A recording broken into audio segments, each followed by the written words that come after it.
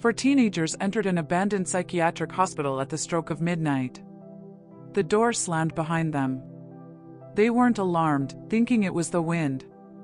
Climbing up to the second floor, in room number 13, they saw no exit written in blood. One of them, Max, laughed and went to the bathroom. 10 minutes later, they found him standing by the mirror. He looked at his reflection and repeated, "She said I'd stay here forever." St. Mary's Hospital stood on the outskirts of town for 30 years. It closed after patients staged a riot and killed 3 orderlies.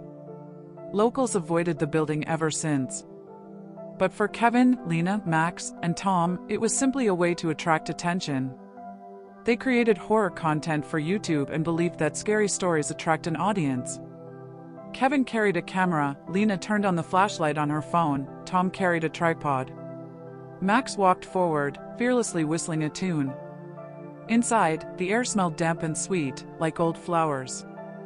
The walls were peeling, medical records, broken thermometers, and torn sheets lay scattered on the floor. Water dripped somewhere. "Creepy," Lena said, looking around. "But not scarier than last time. Remember the abandoned kindergarten?"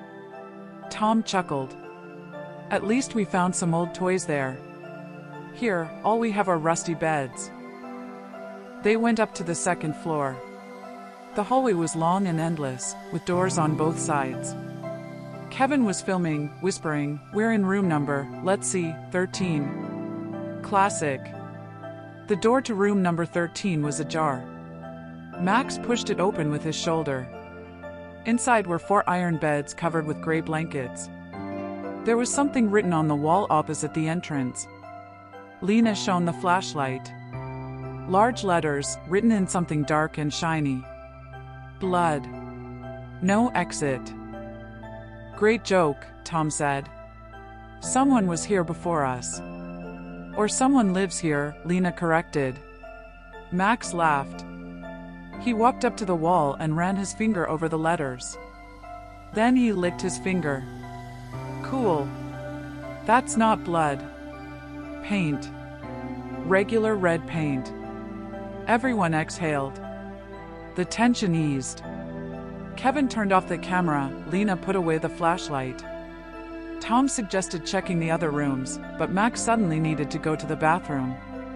"I'll be quick," he said and walked out into the hallway. 5 minutes later, he was gone. Lena looked out. The hallway was empty. "Max," she called. Silence. They went looking. They peered into the adjacent rooms, the nurse's room, the treatment room. No one was there. Finally, Kevin noticed a slightly ajar door at the end of the hallway. The sign read bathroom. They entered. It was dark inside, smelling of mold. Lena turned on the flashlight. Max stood in front of a broken mirror, staring at his reflection. His shoulders were slumped, his head bowed. "Max?" Tom called. Max turned slowly. His face was pale, his eyes empty. He opened his mouth, and a strange voice came out. Old, trembling, female. "She said I'd stay here forever." Lena recoiled. Kevin stepped back. Tom grabbed Max by the shoulder. "What happened? Is that you? Are you kidding?" Max looked at him, blinked, and his voice returned to normal. "What? I don't remember how I got here. I don't even remember the last 10 minutes." He rubbed his temples. Sweat beaded on his forehead. Lena came closer and noticed a strange mark on his neck. 4 fingers, like a handprint. A fresh bruise. "Who touched you?" she asked. Max walked up to the mirror and looked at his reflection. In the broken glass, he saw not himself, but an elderly woman in a white coat. She stood behind him, smiling. Max screamed. He smashed the mirror with his fist, cutting his hand. Blood trickled down the shards of glass. Lena grabbed his good arm and dragged him toward the exit. "Come on. Now." They ran to the stairs, but the door they'd entered through was locked. Kevin pulled the handle. It was no use. There's no handle on the other side, he said. What? We came in through that. Tom shouted. Kevin shone the flashlight on the door. Indeed, there was no handle on the inside. Only smooth wood and the words scratched with a knife, "Welcome home." A whisper came from the depths of the hallway. A multitude of voices, men's, women's, children's, all repeating one word, patience, patience, new patients. Lena covered her ears with her hands. Tom ran to the window. It wouldn't open. Kevin noticed the walls were moving. Literally. The bricks were shifting, as if something was living underneath. "We're trapped," he whispered. Max suddenly straightened up, rolled his eyes, and spoke again in the elderly woman's voice. "I'm the head doctor. You're all my patients. Treatment will begin in a minute." "Who's first?" Max stepped toward them. His eyes were white, pupilless. He was smiling, but it wasn't his smile. Lena stepped back, pressing her back against the wall. "Don't come any closer," she said. Max stopped. He cocked his head like a dog, listening. "She says you're first," he said in a strange voice. You screamed the loudest. "She likes your fear." Kevin grabbed the tripod and swung it at Max. He didn't even blink. "Hit me," he said in an old woman's voice. "It won't hurt. I'm already dead." Kevin lowered the tripod. Tom ran to the door and started kicking it. The door didn't budge. "We're going to die here," he screamed. Laughter came from the hallway. A lot of laughter erupted at once. Children's, women's, men's. The laughter grew louder, turning into a cacophony. Lena covered her ears, but the voices echoed in her head. She saw figures emerge from the walls. Pale, translucent, in white robes and straitjackets.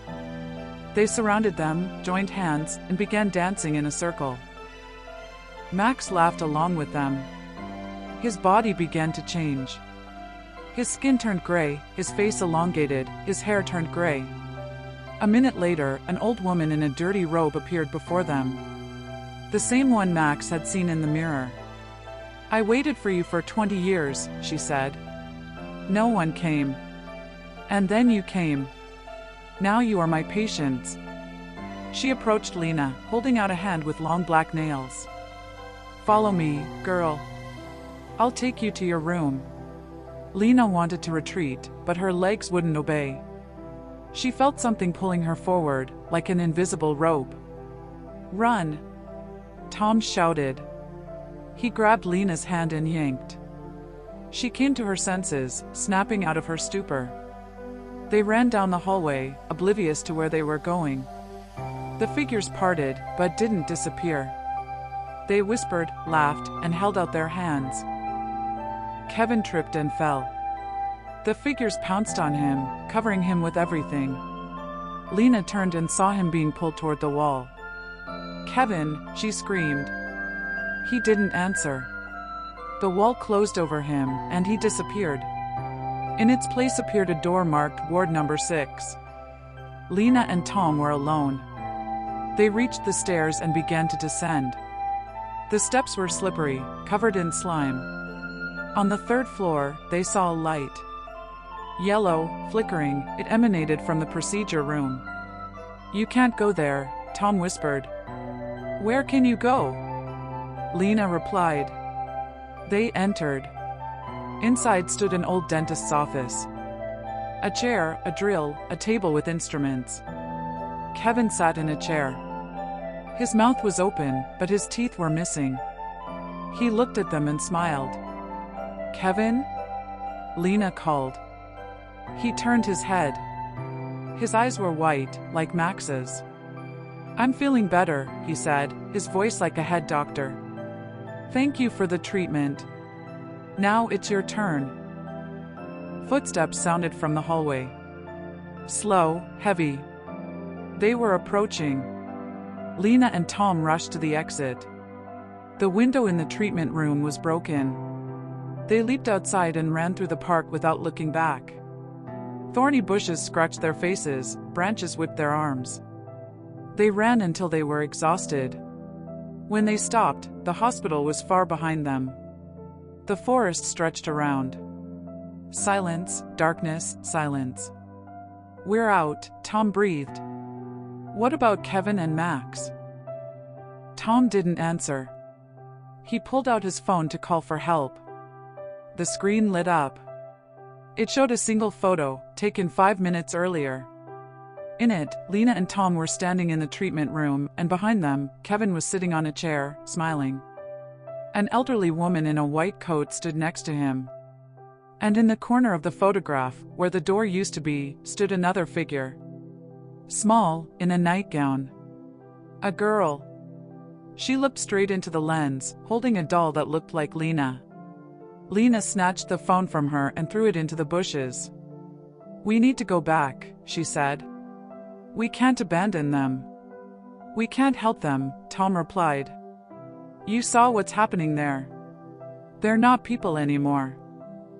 They sat in the forest until morning. When dawn broke, they went out onto the road and hitched a ride. In town, they called the police.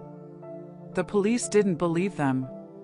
They said no one had lived in the hospital for 30 years. But the next morning, Kevin called Lena. "Hello," he said, in the voice of an elderly woman. "I missed you. When will you be back? We've come up with a new game. It's a game of hide and seek. You hide, and we'll search." Lena hung up. But a minute later, a message came from Max. She said, "You're next." She already knows your address. Lena turned off the phone, locked the door, and drew the curtains. But that night, she heard footsteps in the hallway. And quiet laughter. And a whisper, "We found you, patient. It's time for treatment." Lena didn't sleep all night. She sat on a chair, clutching a kitchen knife, and stared at the door. The footsteps in the hallway faded with the coming of morning. The silence became unbearable. At 7 in the morning, she called Tom. "Are you okay?" she asked. "Yes. And you?" "They came to visit me. I heard them." Tom was silent. Then he said, "They called me all night. From different numbers." I didn't answer. And closer to the morning, a message came, "We're waiting for you in room number 13. Come alone. Otherwise, we'll take your mother." Lena's heart sank. "We have to go back," she said. "It's a trap. We can't abandon Kevin and Max. And if we don't come, they'll come for our families." They met at the hospital entrance at midday. The sun was high, but the building still looked gloomy. The walls were gray, the windows boarded up. The door they'd entered through yesterday was now wide open. "They're waiting for us," Tom said. They entered. It was quiet inside. No footsteps, no whispers, no laughter. Only the scent of damp, old flowers. They went up to the second floor. The door to room number 13 was open. Kevin and Max were sitting on their beds. Their faces were pale, their eyes empty. They were smiling. "Hello," Max said in an elderly woman's voice. "We knew you'd come back. You're good friends. We won't kill you. We'll make you love us." Lena stepped forward. "Where's the head doctor? I want to talk to her." An elderly woman emerged from the darkness in the corner. Still the same, in a dirty robe, with long black nails. She smiled, revealing black gums. "I'm here, girl. Do you want to talk?" "Let them go," Lena said. "Take me instead." The elderly woman laughed. "Brave. But I won't change. You're already mine. You're all mine. From the moment you walked through the door." Tom pulled a can of gasoline from his backpack. "What if we burn this place down?" The old woman stopped laughing. Her face twisted. You wouldn't dare. I would, said Tom, pouring gasoline on the floor. Kevin and Max screamed. Their voices mingled with the other patients. The walls shook, and figures in white coats began to appear from every corner. Light it! Lena shouted. Tom struck a lighter. Flames erupted. The old woman howled. Her body began to melt like wax. Spirits swirled around her, disappearing into the flames. Kevin and Max clutched their heads, screamed, and then fell to the floor. Lena and Tom caught them and dragged them toward the exit. The fire quickly spread, but they managed to escape. Outside, they collapsed on the grass, coughing from the smoke. Kevin opened his eyes. They were normal, human. Where are we? He asked. Safe, Lena replied. Max also woke up. He remembered nothing of what happened after he went to the bathroom. The hospital burned for 3 hours. When the firefighters arrived, only the walls remained. The old woman and her patients were gone forever. Lena, Tom, Kevin, and Max never returned to that place again. They stopped making horror movies. Every night, when Lena closed her eyes, she heard a soft whisper. The old woman said, I'm not dead. I'm burning. I'm waiting for your return.